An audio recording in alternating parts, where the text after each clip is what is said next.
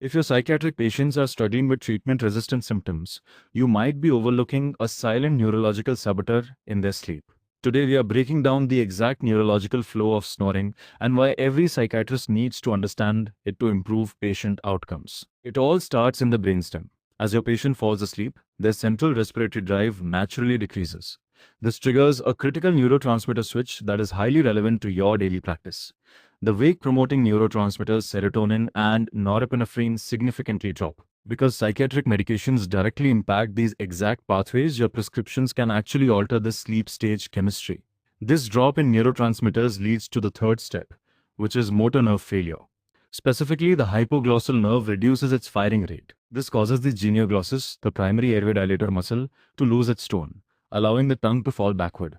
Finally, this structural collapse narrows the airway. As air forces its way through, it vibrates the soft tissues, creating the sound of snoring and frequently leading to obstructive sleep apnea. You must watch out for the key clinical red flags that suggest this pathway is failing, including loud habitual snoring with breathing pauses, excessive daytime sleepiness, morning headaches, and cognitive slowing. Recognizing this neurological cascade and identifying comorbid sleep apnea is absolutely crucial, because if your patient cannot breathe at night, your daytime interventions will never reach their full potential.